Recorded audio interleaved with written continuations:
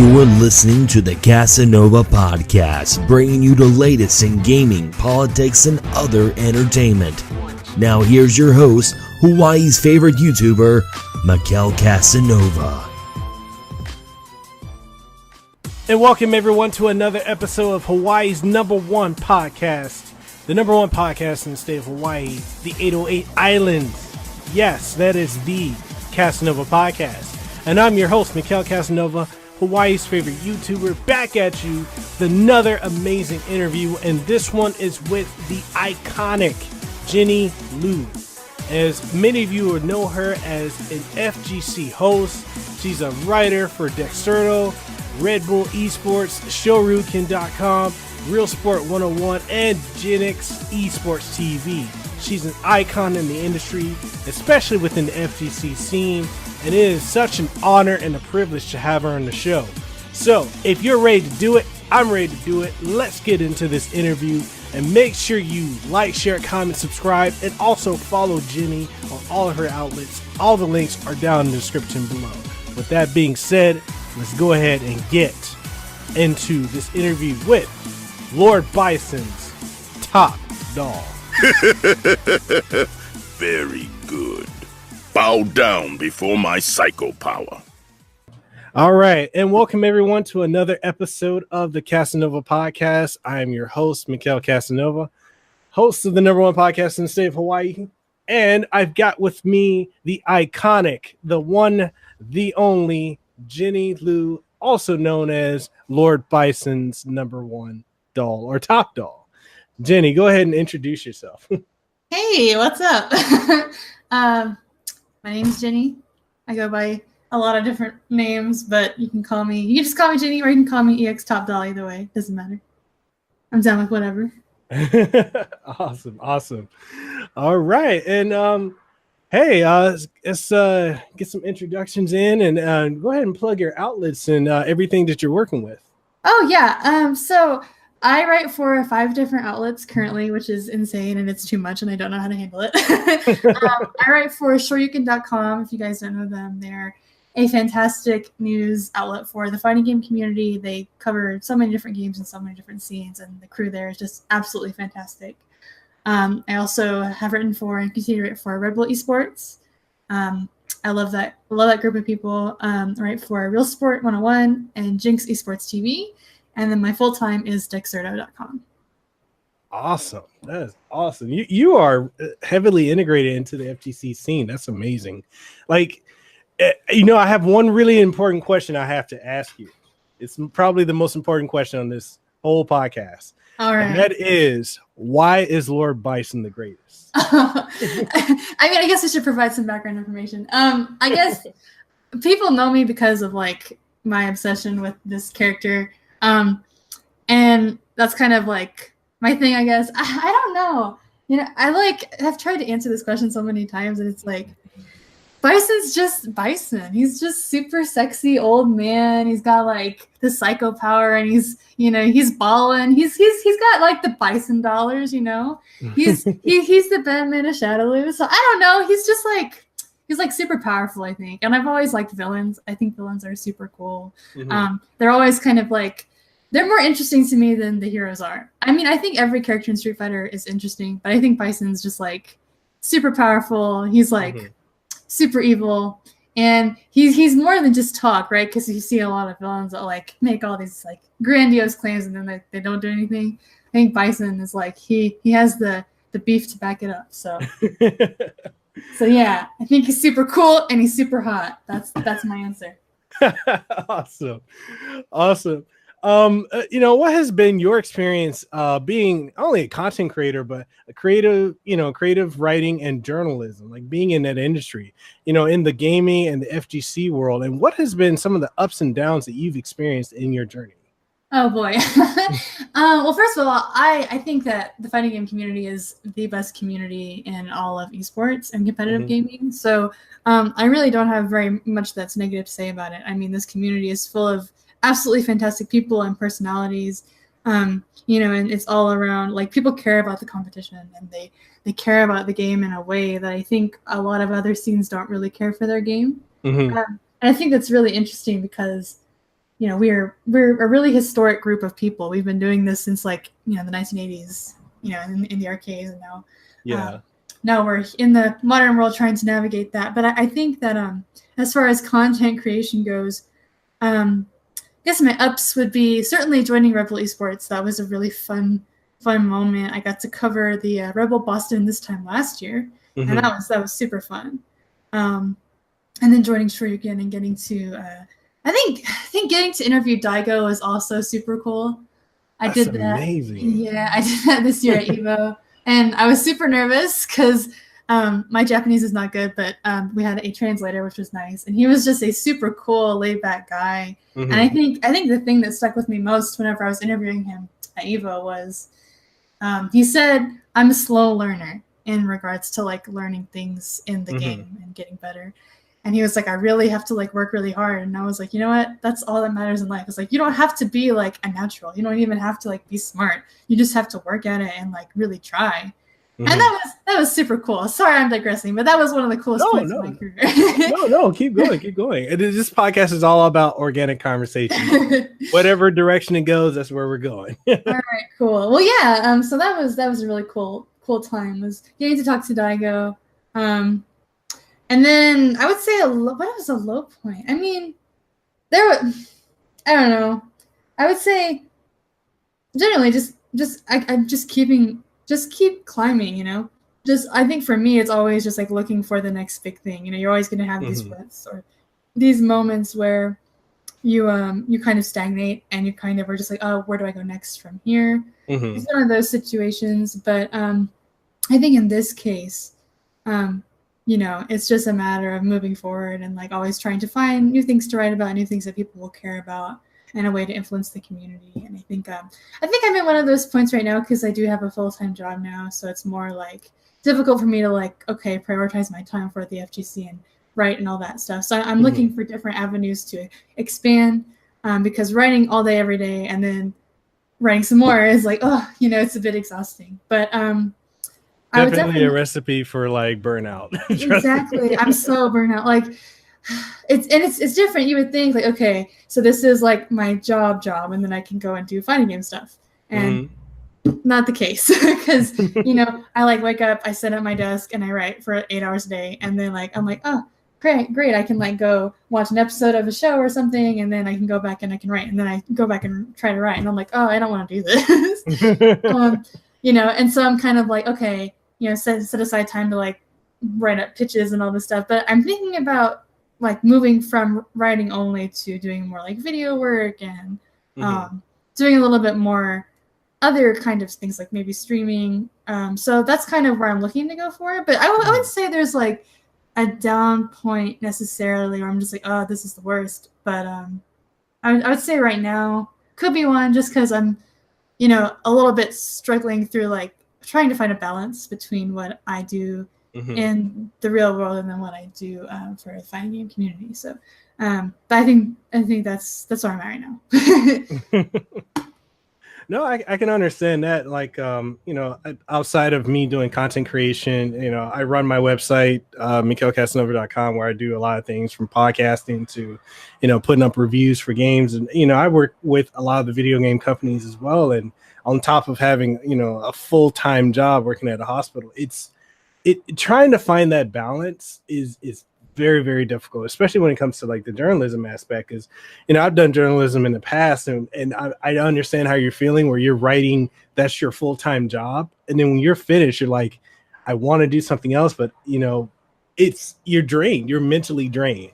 Yeah, exactly. It takes such a toll on you. Yeah, and it's almost like, because like I'm also working on a manuscript for my novel, and it's like, oh, I really want to, like, you know, because it's like a totally different thing, right? You like journalism is one thing, and then like that's another creative thing, but it's also like, but I can't now. I don't want to. So yeah, I totally know what you mean. It's just like, it's just trying to find like the balance and like, you know, reigniting like this drive where like, okay, even though I work all day, I can still do a couple more articles, et cetera, et cetera. So that's kind of where I'm at, I would say. Awesome. So you say you're working on a book. What's your book about? Oh, geez. Well, it's I don't want to give too much away. It's kind of silly, and I've been kind of doubting myself, like majorly, on like you know. Don't do that. Don't do that. Got to be confident. I'm just thinking, like, I can go back and fix this. I can fix that. But it's basically like a YA novel because I think YA is super important. I think that young adult literature is like, that's what inspires people to, that is what inspires, I think, adults.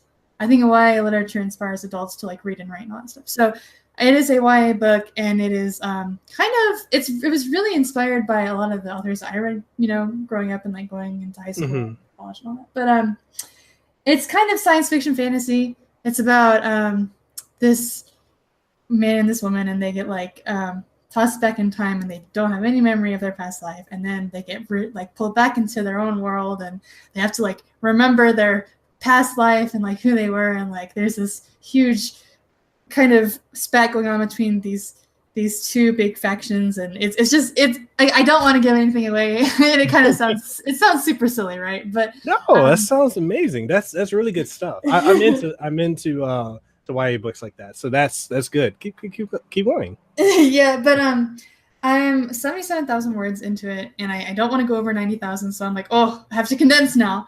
But I'm doing my best to get that finished this year. I'm gonna try. It's been kind of like I'm going through like major writer's block right now, as far as that's concerned. But it's gonna be a trilogy. So there's that. But it's definitely it's a pretty fun ride, I would say. I'm trying to put a little bit more action into it, so that it's not just, you know. I'm very much like a conversationalist person, so I like to write out conversations. But it is a fantasy science fiction thing, so that's what it is. That's all you need to know. Hey, well, you know, when it comes to fruition, when you get to the point where you're ready to publish it, you let me know. I will put the word out in Hawaii, because you got a lot of FGC people out here, a lot of people that love those kind of books, and I will definitely promote that out here. So. Oh, well, thanks. I hope I can get it done in time. Hey, nothing but time.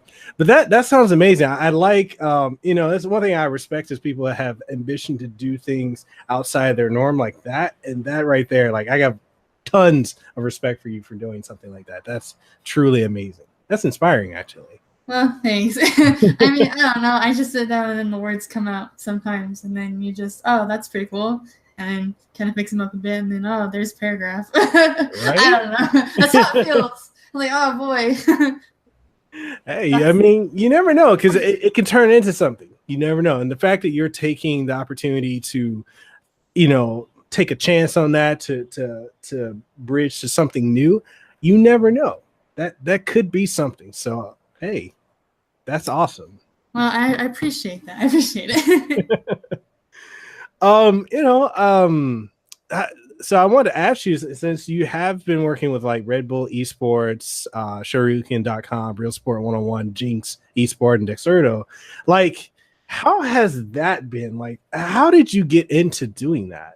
Oh, that's a super good question. So, actually, I was given a chance. So I honestly, I get a lot of people who ask me, like, you know, how did you get started and how I can get started. So I guess I'm going to frame this answer in like the vein of like how you can use my experience to get started if you are listening and you are interested in, you know, journalism, like getting paid to write cool articles about games that you like.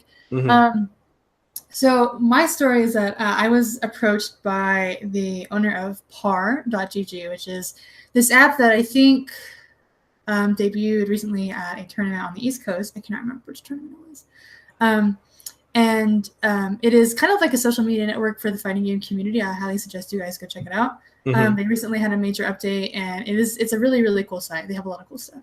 But the owner of that last year, I think around April, no, it was like March. It was like February, March, April last year. He approached me and he was like, hey, he was like, you know, we're looking to add some more people to the team. He was like, you know, I've seen that you've really been interested in the fighting game community. He was like, you know, do you think you could do anything for us? So, oh yeah, so then I went from Par to Event Hubs, and then I got picked up with Red Bull eSports and GINX eSports TV, and then I got picked up by Shoryuken afterwards, and this fighting games on. But basically, and I also have a WordPress site. So get a WordPress, get a blog of some kind that you can post your content to. That is my number one like piece of advice, is do that. And secondly is don't be afraid to talk to top players, top personalities in your scene, because especially in the fighting game community, because they're generally not going to be mean to you. They're generally going to be like, okay, sure, what do you want to ask me? And I'll answer your questions. They're usually super, super nice. And I don't want people to be afraid of like approaching them, you know, either approaching tournament organizers or players or commentators. Don't be afraid to do that. And then also pitch anywhere and everywhere that you can, because you never know who's going to be interested in your work, in your article. You know, like you can be like, hey, I heard that you were accepting pitches, or like if you are really trying, like just ask those people like, hey, here's my background, here's what I've done, I have some pitches for you, what do you think? Because you never know what those opportunities could get you. So that is my advice, and that's kind of, I would say that is kind of how I navigated through, and how I'm still navigating through life, is just constantly write, constantly have pitches ready to go. You know, be good at networking, you know, always network. Yeah, I guess that would be, you know, just networking, working really hard. You know, always thinking up the next thing that I can write about, and then you know, just keep pushing forward. And I think that there's always going to be like a climb, you know. But yeah, I would say that like getting started can be really hard, and it can seem kind of futile, and you can be like, oh, I'm never going to get anywhere. But I promise you, if you put the energy out there, and if you work hard, because you can't just put your energies out there, you have to work for it too. Yeah. But if you do both of those things, it will come to you in time. So don't ever give up. Just keep doing it. Definitely. We had Lehua in the chat. She was asking, what's your WordPress site? She wants to check it out. Oh, I can link it, actually. Let me go find it. Cool.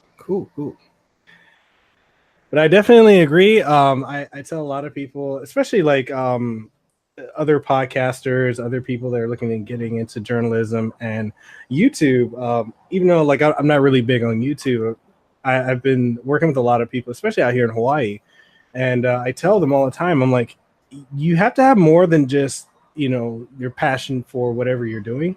You also have to have that desire to be dedicated to it, and networking. Networking is so essential, I feel. Yeah, but no, you're definitely right. And I think in like the fighting game community too, it's not just playing, right? Because playing, you have to work so hard. But like if you want to like be a tournament organizer or a commentator or, you know, a caster, whatever it is that you want to do in the esports scene, in the fighting game scene, you know, you just have to really work for it and show your passion. And I think that really helps. Yeah, it'll help you. Definitely does. It definitely does. All right, and you know, I wanted to ask you, what got you into gaming, and what is your favorite gaming memory? Oh, what got me? I mean, that could be like what got me into gaming and what got me into the fighting game scene. I guess those are like two separate stories. Okay. What got me into gaming in general? That's kind of weird because like my both of my dads, I had my stepdad and my biological father bought me consoles around like the same time, and I've always been a nerd. Like I read like the Lord of the Rings series whenever I was like, I was in 5th grade, I think, or 4th grade. I read the whole thing. So like I've been a super nerd my whole life, and so my biological father got me a PlayStation 2. And Kingdom Hearts and like Spyro 5, like, you know, those kinds of games. And then my stepdad bought me a Game Boy Advance, and I had like Link to the Past on there. I had a ton of games for that. But so I mean, my history with gaming goes like back since I was a kid.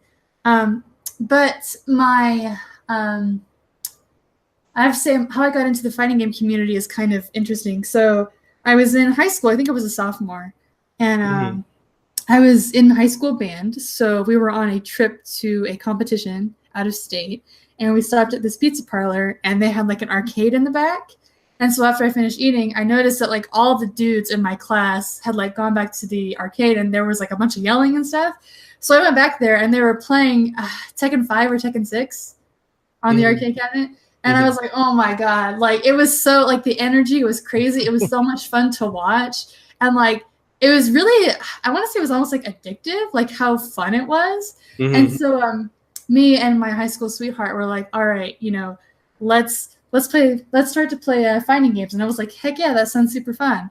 So he was like, okay, well, we got to figure out like which one that we want to play first. And I was like, you know what, let's play Street Fighter, because like everyone knows who Ryu and Chun-Li are. And like the art style really popped out at me. All the characters are so unique. And this is kind of why I like Street Fighter the best. And so we got Vanilla Street Fighter 4, and we loved that game. And then we got Super Street Fighter 4, and then we pre-ordered Ultra, and then we got that. So Vanilla Street Fighter 4 was my first game, and like fighting game that I played. And then I went back and I kind of played through the Alpha series a little bit, plus Street Fighter 2, and then Street Fighter 5 came out. So and by that time, when Street Fighter 5 came out, it was 2016, right? And I was in college, and I was running our video game club. I think I was a vice president, and I was doing all the meetups and stuff. So my favorite gaming memory. So that was how I got into fighting games. My favorite gaming memory. I'm not sure. There's so many good ones. There are really so many good ones.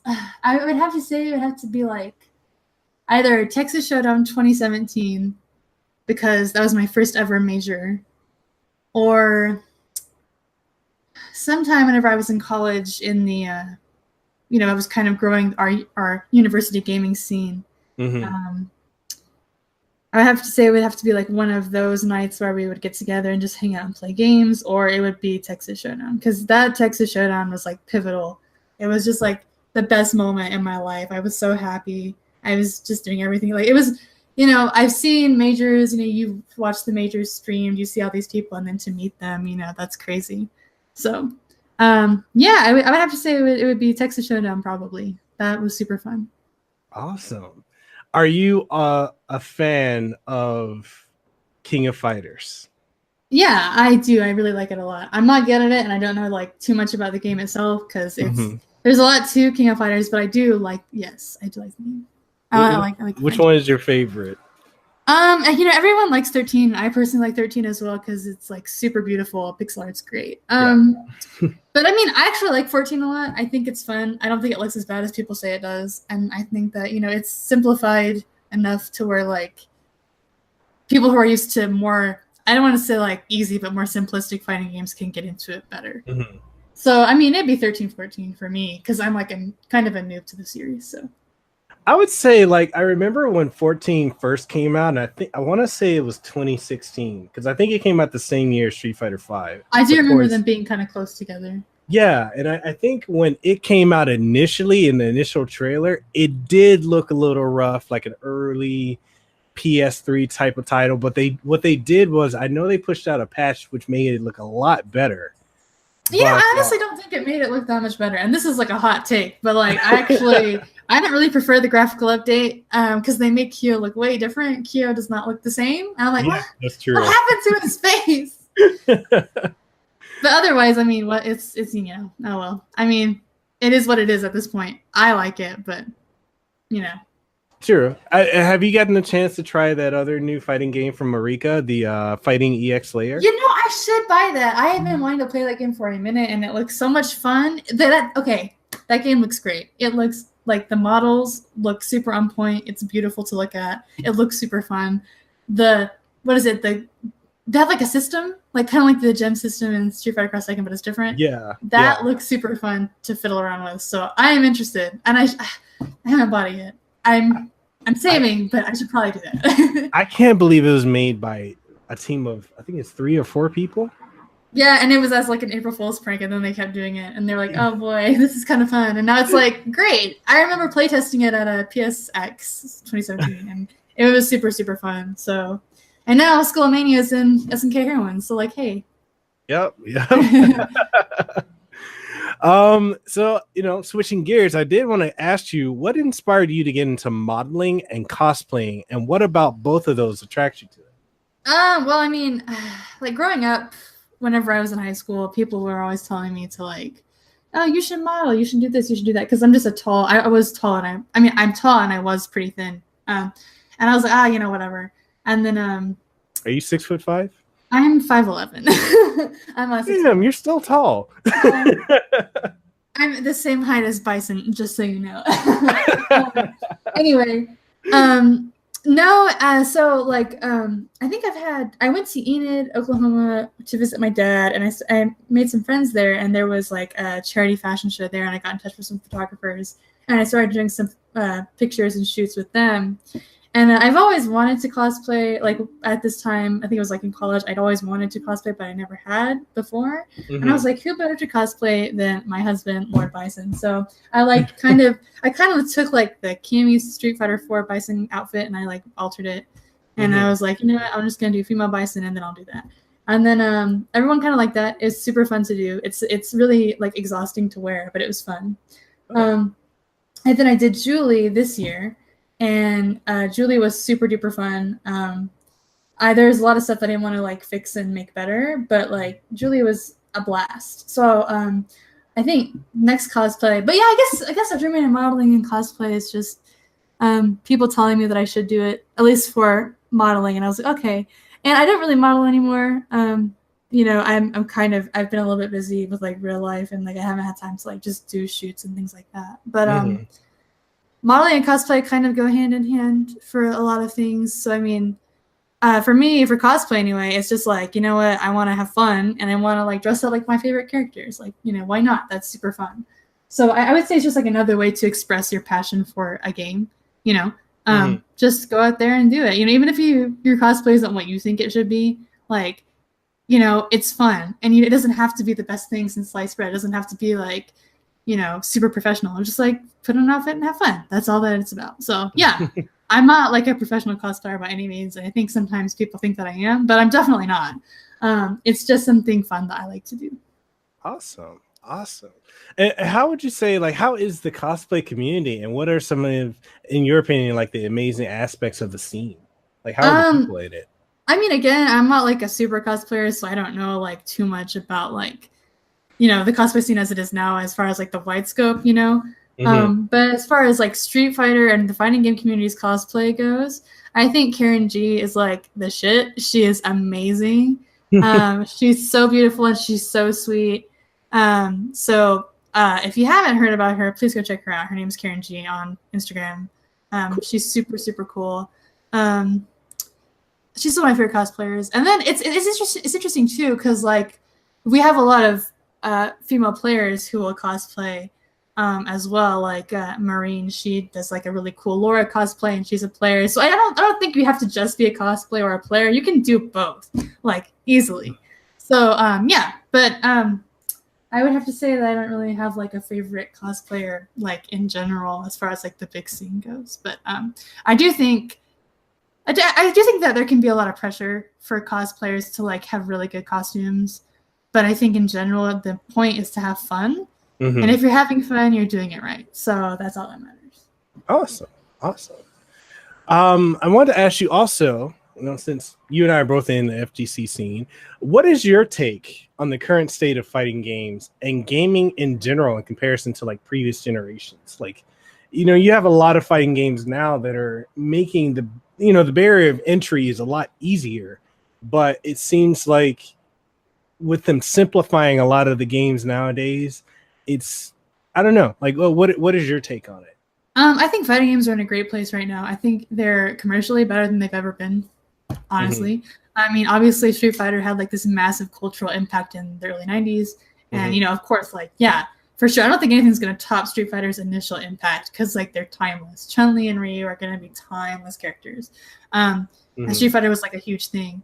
But I think now, as far as like esports goes, I think fighting games are like, it's difficult, right? Because FGC, we aren't like, people like say, are you FGC or are you esports? And it is a delicate balance, right? Because we're still kind of learning to break into that esports mold of like what Call of Duty is doing or what like, you know, League of Legends is doing or Dota or all that. And it's interesting because like, whenever I got my new job, I looked at all of these like big competitions. I think the international was going on. And I saw like the budget that went into that project. And like you look at, you know, they have like the VR characters like standing in front of like the PC setups. And it was just insane. I was like, I didn't understand. And this is just me. Like, obviously, I prefer fighting games. I think they're way more fun and way more understandable to watch, you know? Because like, you don't have to know the mechanics of the game to watch a fighting game and understand what's happening. You can look at it and you can be like, oh, that dude knocked that dude down. Okay, they won. You know, and like even like some of the more technical things, like, oh, you got pressed up. Like you can kind of understand, you know, what's going on. not to say that fighting games are easy, because they're certainly not. Like, there's way more that goes into them than just what you see, like with any game, you know. But I would say fighting games are well on their way to being like as successful. I mean, and that's just the thing, right? It's like, I'm not an expert on the business, you know. I don't know like all of the things that go into it or whatever. But I would say that right now they're doing well for themselves. You know, we have Capcom Cup coming up. The Tekken World Tour finals are coming up. We have the Dragon Ball Tour.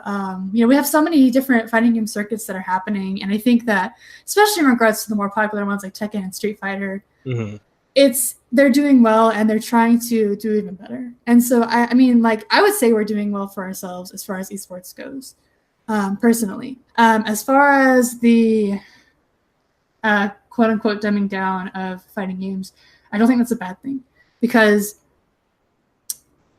if you look at where Street Fighter is right now, like Street Fighter 5, it's pretty big. Like, it's doing well for itself. And like even people say Tekken 7 is easier than previous Tekken generations, but like the Tekken community that I've spoken to, that I know of, is like, yeah, like, you know, it's not bad. Like, we enjoy it, you know. So I don't think it's like, oh, this is such a bad thing, you know. I think it changes the meta of the game, but I don't think it makes the game bad. I don't think it makes like, oh, you know, everyone's going to drop this game because it's too easy. Like, it obviously still has a blossoming competitive scene, and it's just getting bigger all the time. So no, I don't think it's an awful thing that fighting games are becoming more accessible, because there's still going to be a competitive aspect to them. You know, not every game has to be Third Strike, you know. True. And like, no fighting game is perfectly balanced. I mean, someone's going to argue, blah, blah, blah, but like, no. So, honestly, I think the kids are all right. That is my synopsis. Awesome. No, I love that explanation, because I talk to a lot of people in the FGC, especially like when it comes to games like Street Fighter 5, which I have personally, because I beta tested that game back in 2015 and I loved it then. I still love it now. Yeah, the beta was great. Oh, that was so much fun. Yeah, it's so amazing. Like when I hear people, like if I go on any type of social media, you mentioned Street Fighter 5, you have people that absolutely hate that game to the T, and they're like, oh, I wish it was like Street Fighter 4. And I don't know if this is your experience, but those I know are rose-colored glasses. Street Fighter 4 had a ton of issues. A lot of people didn't like it when it came out, and like, honestly, I think since Third Strike, that's just going to be how people react to Street Fighter games, I think, unless, you know. Exactly. We have all these leaks coming out now from Xkira, who some people trust, some people don't. I think he's hit the nail on the head a few times. He had this really major leak list came out like a month or two ago, and it was like, they're going to add all these different mechanics to the game, and it's like, we have like combo breakers from like Killer Instinct and like Fighting X Layer stuff, and I'm just like, whoa, I don't know about that, Chief. But like, it's interesting to see like how Capcom now is gearing up for Season 4, because we had two great, like, this EVO's reveal it blew 2017 out of the water, and it really got people excited, because like Abigail was like, what? You know. And like, I was excited for Abigail at the time, because like, honestly, like, I saw how much damage she could do, and I was like, oh, this is going to be a good character, but like, it was not what everyone wanted it to be. So this year it was like, we're going to give the people exactly what they wanted, and they did, and it was really fun. But now, you know, we haven't had any major announcements yet since then, but we have had like the dojo stage. We've had they're going to fix input latency, which is a really good thing, because they've been significant concerns. They've been doing the Capcom Connect, so they're doing a lot more for the esports and like the competitive community, and I think that says a lot, and I think that's a big hint as to what they're going to do next year, because like, you know, you always have to have a plan of action, and I think that it's going to be. I think that the changes will be largely positive. That is my prediction, but don't hold me to it. You know, I'm kind of obviously I have bias towards Street Fighter, but you know, I think that as far as that goes, I think that, you know, it's just gonna, like, I think we're on a good path right now. That'd be Yeah, because I feel like with Street Fighter 5, they've done a lot. Capcom has put in a lot of work, not only with like the gameplay itself, but also with like the netcode. Because I remember the netcode when the game came out in the first year and a half, it was horrible. I could barely find matches. Now it's like, if I go on a live stream, or if I'm just playing, I hit, you know, ranked or casual, I'm getting matches every couple seconds. Like, it's improved. The game is definitely improved. Yeah, and I think that people were kind of talking about like, okay, you're fixing input latency. Let's talk about the Street Fighter V's netcode. And I do think, for me personally, I think that the netcode could be improved wildly because I did an interview with Weed and he was like, yeah, like there's rollback, but they introduce false latency on the other person's side to even the lag out. Mm-hmm. So you'll start the next round, and like whatever latency is recorded at the beginning of the round, they'll put in the next one. It's kind of crazy, and I'm probably not explaining it correctly, but like that interview was nuts, and I think that could be an issue. But like obviously they're listening to fan concerns and like fixing things, and I think that's super important. So that's good news in my opinion. Okay. And I wanted to ask you because this is something else I see quite frequently, and I'm not sure if this is widespread or not, but most people that I've talked to when it comes to the FGC, they typically talk about Street Fighter, Tekken. You may get the one or two that may speak about Virtua Fighter, but for primarily Street Fighter and Tekken. Now it's Dragon Ball Fighters, but many folks don't seem to talk about games such as like King of Fighters or Fatal Fury, especially Mark of the Wolves, which I think was their SNK's answer to Third Strike. Or any of the SNK or ADK fighters from back in the 90s. So why do you think that is? Are they just so unknown, or? No, they have a really good community. The SNK community is super strong. They're very passionate about their scene. They're definitely there. I mean, America has a scene. Granted, the game is more popular in like Latin America and in China, but there is a scene here in America. It's just not as big as those other scenes, and it doesn't compete with Street Fighter or Tekken or those other scenes. But they certainly are around, and they certainly are very passionate. And their player base is they're really good at the games. Like you can't hang. And then there's also the Neo Geo World Tour that I wrote about, and they are getting better and better with every. I mean, like they just had their first one, and now they're going on with their second one. And I think that is a start. It's a start to like building a really good competitive scene around the King of Fighters. What they should do is make the trophy Antonov's belt, and I would say that is 100% like good. Somebody, I don't know who it was. Somebody made that. I wasn't sure if it was for a tournament or what, but I was like, that needs to be the Neo Geo World Tour trophy. I don't know if they've done that. I think that would be so tight. But 100% those games have a good community. They're just not like, I don't think the American audiences compete with the other games that are popular right now. Yeah, sure. I think a lot of that probably has to do with SNK back when they went out of business, and I think it was 2000 or 2001. Because I remember in the 90s when it was always a question when Alpha 3 came out and King of Fighters 98, it was always which game is better because they were neck and neck. And then when SNK and Capcom combined and made the first, Capcom versus SNK, everyone's like, oh, this is amazing. So I think there was a point where it was kind of, almost equal audience. But when SNK went under, I think that was kind of like the nail in the coffin for them for a long while. I honestly think that I think King of Fighters 14 looks fine, but obviously, I don't know if my visual judgment is fine, but I think if they had made the graphics a bit better on the outset, and if because they did make the game more accessible as far as King of Fighters goes, so I don't know what they could have done better other than just improve the graphics wildly and maybe done a bit more marketing.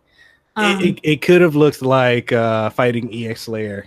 Yeah, it could have looked like that, or it could have looked there are people who think that Street Fighter 5 doesn't look good. I personally think it looks great. They could have gone with the game. I think it looks fine, but they could have gone with that route. But you can say this, you can say that, in the end, I don't know what went on behind the scenes. Jeez, and I think the game looks fine. So who knows, But there's all reasons, whatever. I know that the fan base wasn't really pleased with the auto combos and stuff. So I think that could have hurt its already existing player base. But people will play whatever games that they want to play. True. And that's just how it is. Sure.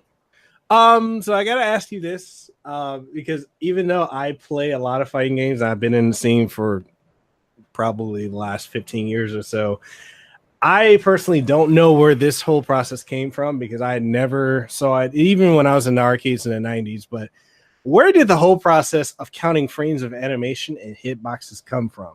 It seems like in the arcade days, was it the arcade days, or is it the current crop of people? Because I know for myself, I never knew about any of that. Most of the people I talk to, especially out here in Hawaii, we don't even talk about hitboxes or frames of animation. Oh man, like I guess mainland US, we talk about that all the time. I don't really know when that became a thing, like historically, because I mean, I've only been in like the actual community for a short time. I've been playing fighting games since I was a sophomore in high school, but again, that hasn't been that long. I mean, certainly the process is like super. That's like information you definitely need to know if you're gonna like be a pro and like really care about like like, oh, I know that I have the advantage over this opponent's move because mine's like negative this and this is plus this or whatever. But I honestly don't know the answer to that question. Like, I don't know how it arose. I mean, I would say probably from like Third Strike, Street Fighter 4. But that's probably wrong. I don't know. I feel so like dumb right now. I honestly don't know. Like when that came about, but it's been a thing for a minute. So. Yeah, I mean, I've always heard about it. I just never knew where it came from, and I've gotten a lot of like when I've competed. Like when I went to the mainland like last month, and I was playing some Street Fighter up there with some of the tournament players in Utah, and they were saying how like horrible. And I hear this all the time about Cody in Street Fighter 5, how horrible he is. He's like one of the worst characters. He can't compete with all these characters left, right, and wherever. And I'm over here like the way I play adaptively. I adapt to the person I'm playing against. But a lot of people I played against, they're talking about frames and hitboxes, and then when that doesn't work out for them and I beat them, I'm like, well, did you adapt to my gameplay, or are you just reading data from the characters? So that's where I'm kind of lost on it, I mean, I think Cody has a lot of good tools, honestly. I think it can be a threat if you don't know the matchup, as with any character. But I think, I honestly, of course, I haven't seen Cody a lot in like super competitive, like high competitive play, which is really, it's really sad because I really like Cody and I wanted to see him more. But I honestly think at a base level, he has a lot of good tools, and I think that he's fun to use. So I don't know about that, but I would say like if you're really looking to get like majorly competitive, you need to know like the hitbox data, you need to know the frame data for your character. But also like if you're getting beat out by a move all the time, you should probably look at like the data for that move and see like what you're countering it with, what you can do, what are your options as far as like the frame data goes. Because like I have the app on my phone, I have like the frame data 5 app, and it's like pretty good. Or the fat app frame. Yeah. So I mean, like honestly, I think that's super important information to know. So like if a move's always beating you out, you're like, oh well, that's because it's plus this, and then you go in with a different counter or something. So yeah, I think it's certainly important if you're trying to improve. Oh, definitely. All right. So the fighting game community at FGC has been, basically responsible for keeping the fighting game genre alive more so than the creators of the fighting games themselves. What do you think it is about fighting games that draw such a passion from the fans? Because it seems like the fighting game is where I guess you could say the public image of it kind of died off after the 90s and up until Street Fighter 4, which kind of I feel like it brought it back into the forefront. Like, what do you think it is? Like, what is the passion from your perspective? I think the passion stems from its history, right? And I also think, because like you look, I mean, and I wasn't even like, I was born in 95, so I'm like a baby, but so like, I can't like say with any accuracy, like, this or that. But, in the arcade scene, like we were like one of the first people to game competitively. Like that was the point of the game, and we had tournaments in arcades and all this stuff. And then like we have a legacy, and I think that people kind of see that, and they see like how rich the history is. And I also think it has to be an attraction to like not only the kind of game because it's super competitive and you have to be driven to like improve all the time and play out like on a regular basis, but also it's like I want to be the best. Like I want to beat this guy. I want to beat that guy. And then, you kind of get into it with your character. You find a character that you enjoy playing because each character is totally different. It's not like a shooting game where like it's just like you and like the gun or like your play style. It's like this character is a totally different moveset and defensive options than this other character. So you kind of like get into your character and you like identify with them, or like, you could play however many characters that you want. But I think it's like a mixture of like the competitive spirit of the game.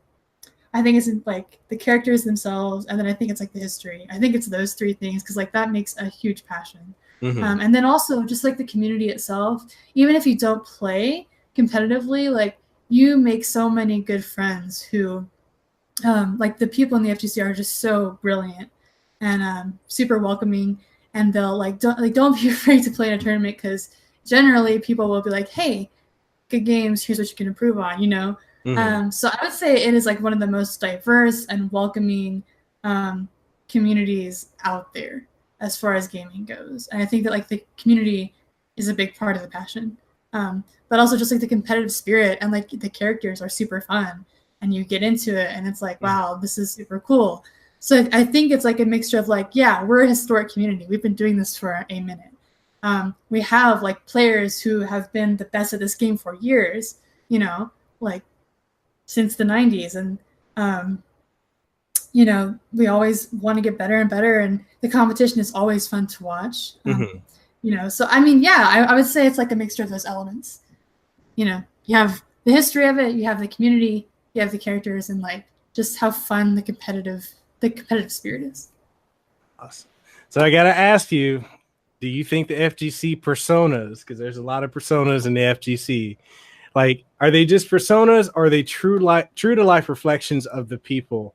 Like, because you know how, in my opinion, I feel like the FGC and wrestling have a lot in common. Like, you have the good guys, you got the faces, you got the heels. I wouldn't say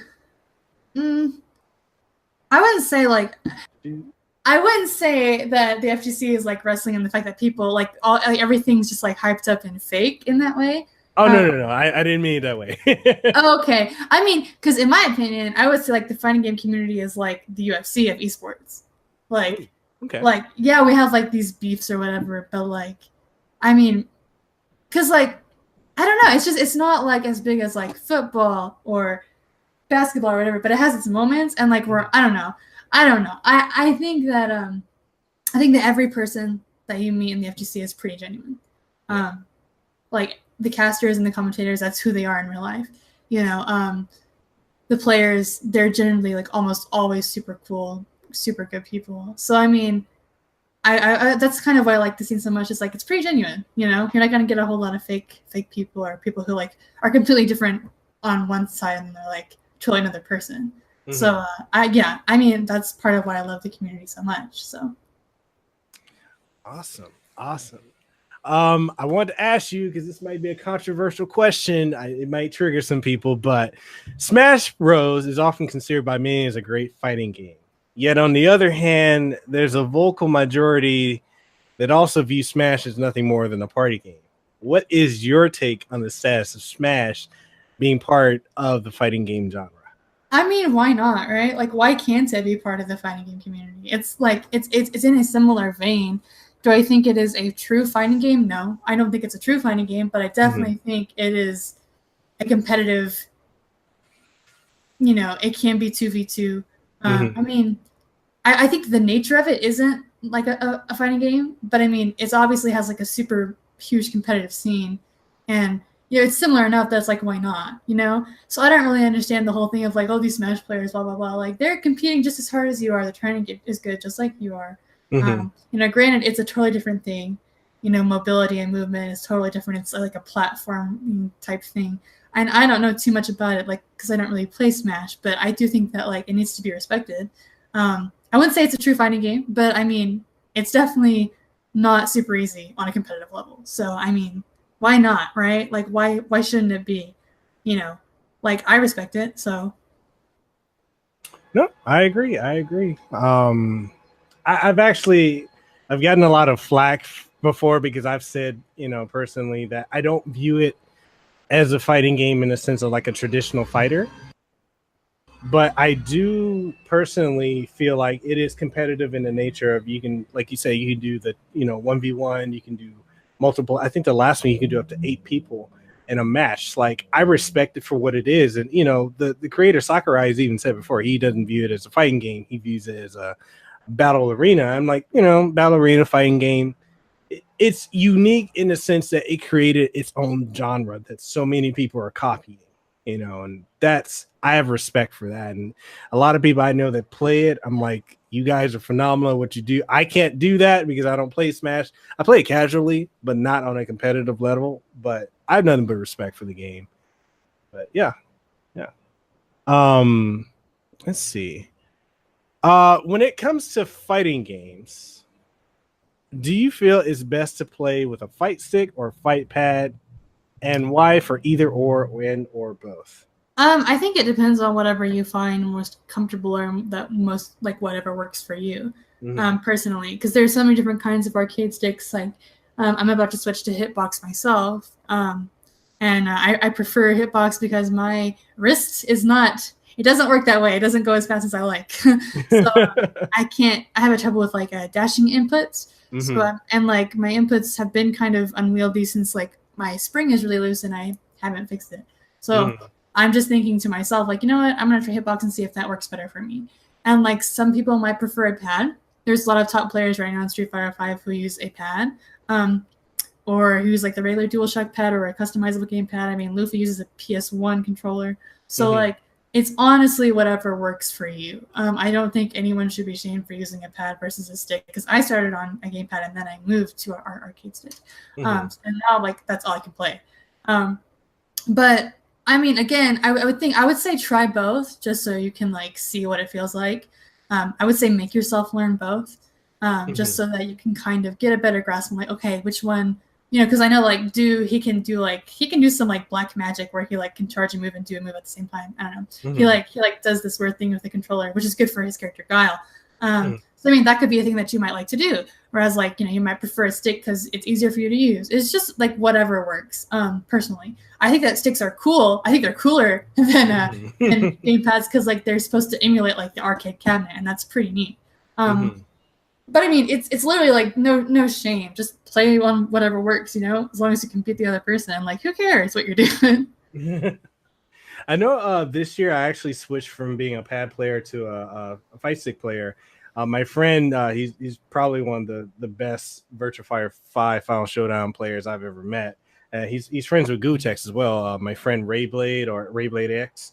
He actually helped train me on using fight stick because I have this weird thing like when it comes to like something I'm obsessed with. Like I bought the T2 Plus for the Street Fighter 5 edition, and I just love the art style. I'm like, this thing looks amazing. I don't know how to use it. So I went to my friend Rayblade, and he helped me out with it. And he's like, look, check out these videos as well if you want to learn more from Gutex, because he came out here earlier this year. And it was just like after a month of just training solely with the arcade stick, I'm at a point now I cannot go back to pad. Well, I can play pad, but just arcade stick just feels so natural for me. But yeah, I agree. Whatever works best for you, that I don't feel like there's a right or wrong way. Yeah, I mean, you could play on a freaking like King Slime controller, like whatever works for you. Yeah. And it's literally whatever works. Like, don't feel any shame. Like, if you feel like you're gonna play better on a pad, then switch. If you feel like, you know, Hitbox is the way to go, then go with that. Like, whatever. No shame here. I don't judge.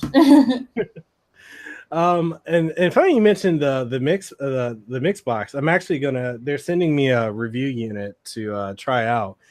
I'm interested in that because, you know, after a while when I'm playing with arcade stick, my wrist starts to hurt a lot. So I'm thinking that may be the way to go. I don't know. Like, what are your thoughts so far on the mix box? Yeah, the Mixbox guys actually contacted me to do a write-up on one of their new Switches that came out. And those people, that crew is so nice. They're super, super sweet.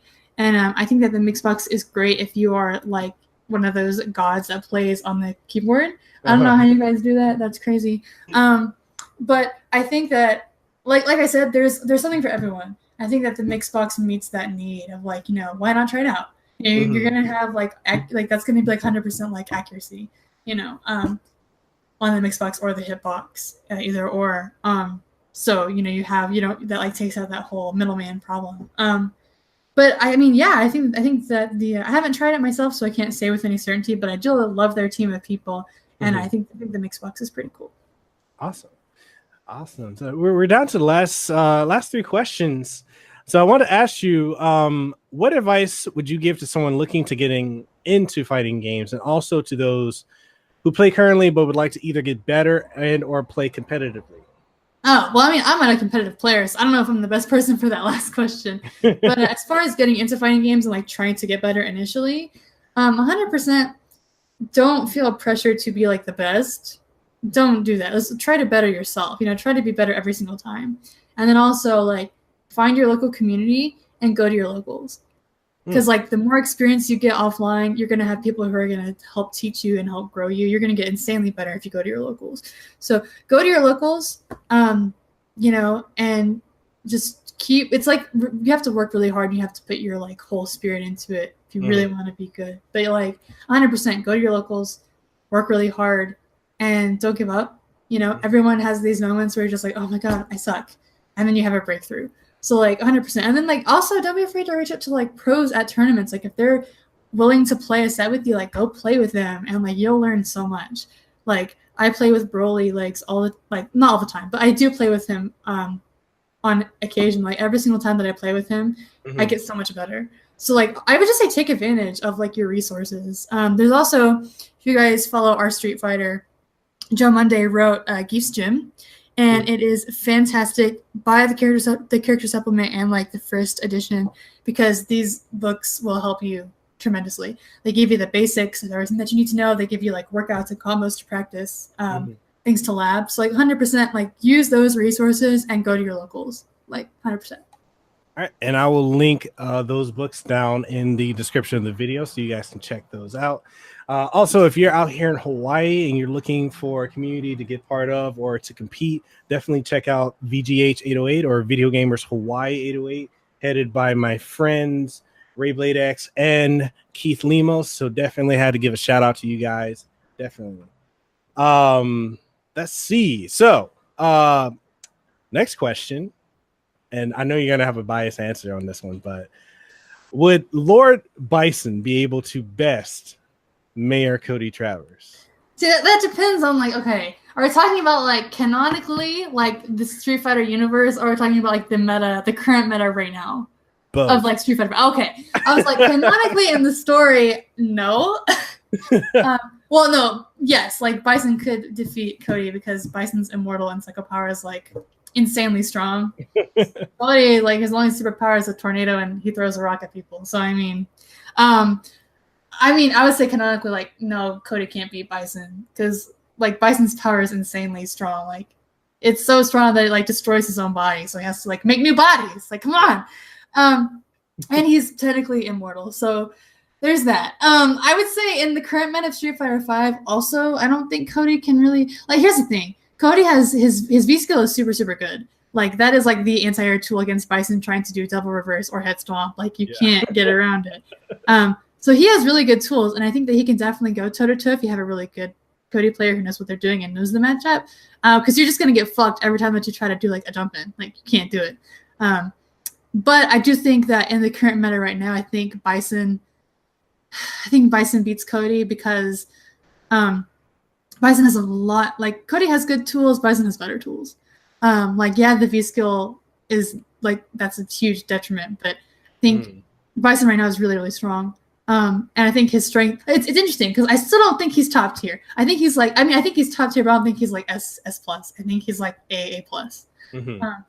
I think Problem X's win at Evo was like, wow, Bison is good, but like it took a good player to get him there. You know what I mean? So I think Bison beats Cody right now. But I still think Cody is not as bad as everyone says he is. 100%. I think that they can fight well against each other. I haven't looked at any matchup lists recently, but or tier lists recently, but yeah, that is my take on it. Okay, I agree with you. I agree. You know, I'm biased as a Cody fan. I have to agree with you. I think in the right hands with the right tools that Cody has, he is more than capable of competing. So, all right. So the next question I have for you: Street Fighter V Arcade Edition, an improvement or still not where it should be, as it seems it's popular for so many just to hate the game no matter what Capcom does? I know we kind of touched on it earlier. I want to know if we could dig in a little bit more. So I know that whenever the Arcade Edition update happened, I think a lot of people were hoping for like an update to the netcode, like or an improvement to the netcode, and that wasn't the case. I think in fact that's whenever it got a little bit worse. And And then we had all these DLC characters, and I think season 2 DLC people liked. You know, we have Zeku's like becoming a really good character suddenly. You know, people are liking Minot a lot. And then season 3, I hate Minot. I hate Minot. Like, it's interesting because like you have like the, you know, like the patches, and then you have like this and that. Honestly, it was Arcade Edition an improvement. I would say so, just because we got like some really good characters. You know, we've got a lot more for the community since then. Like, you know, Capcom's gonna fix the input lane scene. You know, we have dojos now. I don't know if people are gonna use the dojos, but that's pretty cool. You know, we got some cool stuff going on. So I don't know. I would say like an improvement. I would say it's growth. It's definitely growth. And then we now have arcade cabinets for Arcade Edition. So yeah, it's just more growing, and I think that honestly, I think Arcade Edition is good. Like the UI got improved. I know a lot of people didn't like the UI before. I personally liked it. I thought it was really clean and simple, but I guess visually, I don't know. I have like really hot takes on things apparently, but like yeah, nothing wrong with that. But like, you know, I think Arcade Edition's fun. I think it has a lot new. Like we have like fighting chance, we have like extra battle. That was cool stuff. And Capcom's just making more and more single player content and online content, which is what people want. And I think that's totally fine. So like, yeah, I would say it's an improvement in that respect, where like they're giving us more to work with. I think I would say so.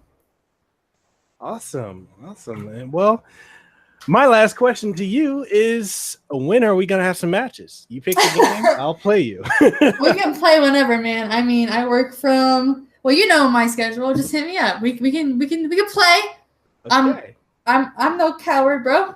Suck a coward. Awesome. You're gonna be at Evo and the Capcom Cup and everything, right? Yes, I will be at Capcom Cup. I am super duper excited for it. I cannot wait. Love Capcom Cup. If you are a Street Fighter fan like I am, Capcom Cup is the best tournament of the year, hands down, because it's all Street Fighter, and you know there's going to be an amazing announcement. So like, go have fun, see all these really good Street Fighter players, be there for the like finals and watch the announcement and cry. It's gonna be great. It's gonna be awesome. Definitely. Well, I'll definitely see you there. I'm gonna be there with VGH 808, our local FGC scene out here. We're gonna be representing Hawaii, and we're gonna have a lot of fun. It's gonna be awesome to be there. I think it's gonna be my first time in a while too. Oh, nice. Well, also pay attention to Southeast Asia majors. Or is it seem? Yeah, pay attention to the tournament this weekend. It's in Southeast Asia, and it's going to be awesome. I think this will be very telling. And then we have the Red Bull Conquest Finals coming up in November, which is the last event before Capcom Cup. So we're getting down to the wire now, and it's really nerve-wracking. But I'm excited to see where all the placements go in the tour right now. That's what I'm excited to see. Awesome, definitely. People, make sure you check those out as well. And Ginni, anything you want to leave the people with? Anything you're working on or you want them to know about? Where can they find you? Yeah, I would say, you can follow me on Twitter at EXTopDoll. The O's are zeros and everything's capitalized because I'm edgy. EXTopDoll at Twitter and on Instagram. I would say Shoryuken's going to come out with some cool stuff in the near future. And it's not writing related. So if you guys are interested in more cool content that isn't like articles, stay tuned to Shoryuken, because like we have some cool stuff coming in the next month or so. So that is my advice to you. But other than that, I don't have anything else. Oh, I do have an interview coming out with a certain voice actor, which might be interested to hear about. He is a newer character, so that could be cool. Yeah, so stay tuned for a really cool insight on a character and some cool stuff from Shoryuken. But that is all I have to say. Awesome. Hey, I've got a couple more voice actors from Street Fighter 5 I'm going to interview. Ed, Bison, Sagat. What? You're going to interview Gerald Rivers? Yeah.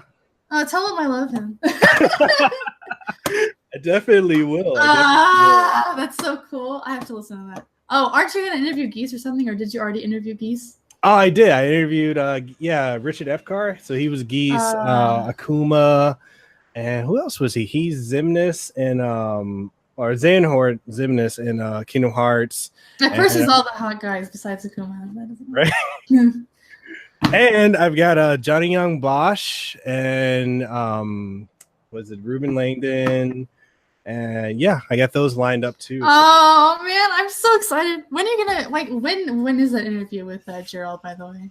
So that one's probably gonna be in the next month or two, based on his schedule. It's really interesting. I was friends with him on Facebook. He's very not the kind of person, obviously no one's like Bison in real life, but he's like such a spiritual, chill guy. He posts these inspirational messages on Facebook, and I'm like, who are you? But oh my god, yeah, tell him he has oh my god. I don't even know what to say. Ask him to come to Capcom Cup if it's not. Can I have your number? Can I have it? No, I'm just kidding. That's super cool though. If you want, awesome. You can hop on the podcast. Oh my god, I would die. I'm a Bison expert. I am though. I am. That's amazing. I just totally fangirl just now. Well, I have to ask you, did you have fun on this podcast today? Yeah, I totally did. It was a good conversation. We talked about some personal stuff. We talked about fighting game stuff, and talked about future stuff. So that's pretty cool. Definitely had a good time. Yeah, it was super fun. I'm glad that I got a chance to hang out and talk about my favorite things. So yeah. Awesome. Well, this episode is going to be uploaded later on today. You'll be able to find it on various outlets from iTunes, Google Play Music, Google Podcasts. It will also be on Stitcher, TuneIn Radio. We just now are on Spotify. And like I said before in the previous episode with Benjamin Diskin, the voice of Mega Man and Mega Man 11, we just signed a contract to get this podcast syndicated weekly on XM Radio and Sirius FM. So this is going to be everywhere. So that's super exciting. It's amazing. Literally, this podcast is not even a year old, and it's been blowing up like crazy. I have to thank Richard Epcar because he's opened a lot of doors for me. So thank you, Richard. You're awesome. But it's only because you gave in to your fears. Give in to the darkness. Stay down, maggot. That's so fun. Wow. Well, thank you so much for having me. I look forward to the Bison podcast. I'm fiending for it. So hit me up whenever that comes around. But it was so nice to talk to you. Hi, everybody. Thank you for having me. I really appreciate it. And I'll be tuning in for the next one for sure. Definitely. Thank you for coming through. And everyone, thank you for watching this live on YouTube and even listening to it either syndicated on any of those outlets. Thank you for watching. Thank you for listening. Make sure you like, share, comment, subscribe, come through. And with that being said, I want to thank the one, the only, the iconic Ginni Lou for coming on this show. I appreciate it. And with that being said, we're going to go off the air.